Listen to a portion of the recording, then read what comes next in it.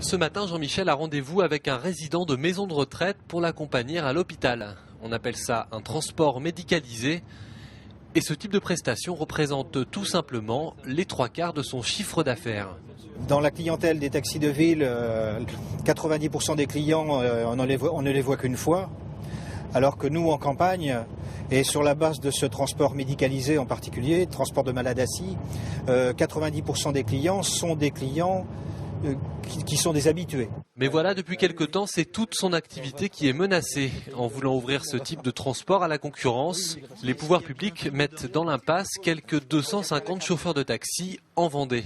Si demain, de grands groupes de transport interviennent sur ce marché, nous donc qui faisons les 3/4 de notre chiffre d'affaires en médicalisé, on ne peut plus vivre tout simplement. Hein. L'entreprise n'existe plus. Et ce chauffeur n'est pas le seul à être inquiet. Juste à côté, son client, un habitué, se demande bien comment il sera traité si demain, une autre société le prend en charge.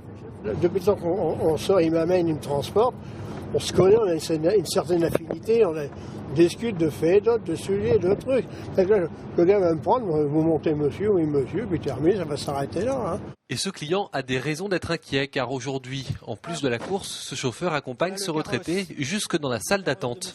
J'attends avec lui, bien sûr. On attend, on va passer donc au bureau administratif pour pouvoir ensuite se rendre dans le service. Mais demain, cet accompagnement sera-t-il aussi complet qu'aujourd'hui ? Rien n'est moins sûr, car le temps c'est de l'argent et c'est justement pour en économiser qu'il est question d'ouvrir ce marché à la concurrence.